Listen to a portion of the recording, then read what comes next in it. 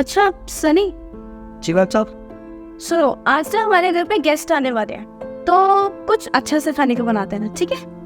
क्या मैम साहब आज आने वाले हैं? हाँ, आज बोला है तो आज ही आएंगे ना, ऐसी बातें करते हो।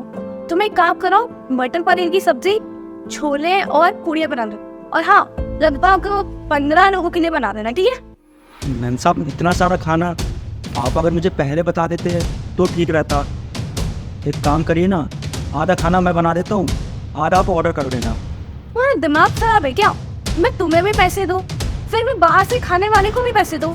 मैं अपना नुकसान क्यों झेलूं? तुम यहाँ पे काम करने के लिए आए हो ना, तो तुम बनाओगे, समझे? और तुम ही बनाओगे। जी।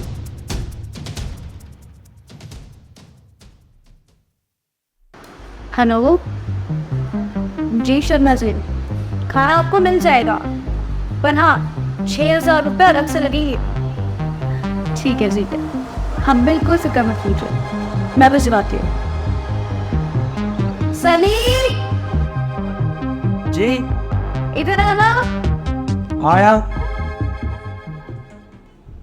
जी मैम साहब। सुनो, मैं ये बोल रही थी कि आज से ना 4 और लोगों का खाना बनाना शुरू कर दो, क्या? मैम साहब एक्स्ट्रा खाना बनेगा तो आप मुझे एक्स्ट्रा पैसे दोगे ना उसके? एक्स्ट्रा पैसे? कोई पैसे नहीं देने वाले हो। किस बात के एक्स्ट्रा पैसे मांग रहे हो वैसे तो? लेकिन मैम साहब अब घर के मेंबर बढ़ रहे हैं तो हम मेरे पैसे भी तो बढ़ाएंगे ना। अच्छा, तो अब तुम मुझे हिसाब सिखाओगे कि मुझे कैसे क्या करना चाहिए। तुम जब भी बाजार जाते हो राशन लेने, तो तुम कितना पैसा अपनी जेब पे बचाते हो? बच के जितना आता है, मैंने आज तुमसे पूछा, हिसाब मांगा, तुम कैसे मुझे हिसाब सिखा रहे हो? मेरी बात सुन लो, तुम्हें जितने पैसे देते हो उतने ही दूंगी, और काम तुम्हें उतना ही करना पड़ेगा, समझे? जाओ जाके काम करो।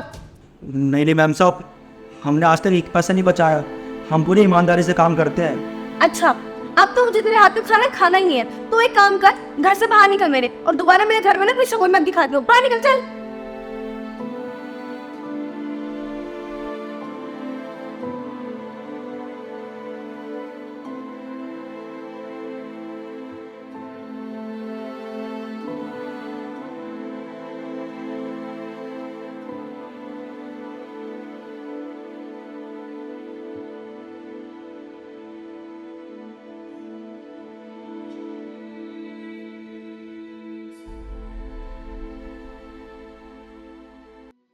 हेलो। हाँ बहन, कैसी है तू? भैया तबीयत बिल्कुल ठीक नहीं है मेरी।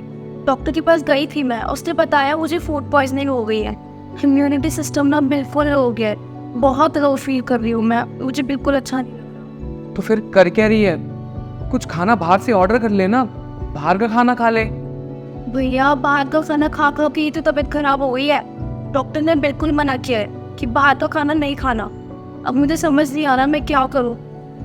हमने तुझे बाहर भेजा था ताकि तू आराम से पढ़ सके, और तू अपनी तबीयत खराब करा के बैठी हुई है। मुझे तो तेरी बहुत टेंशन हो रही है। यार भैया आप इतनी टेंशन मत लो, मैं ऑलरेडी परेशान हूँ। आप अभी फोन रखो, मैं आपसे बाद में बात करती हूँ।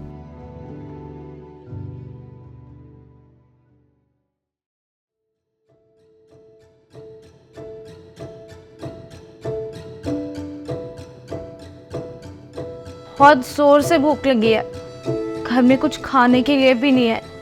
क्या खाऊं, कुछ समझ नहीं आ रहा।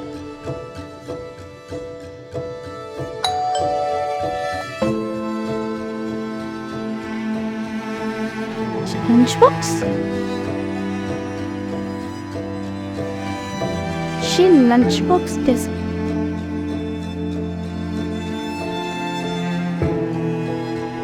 ये लंच बॉक्स कौन देखे? ये पर्ची,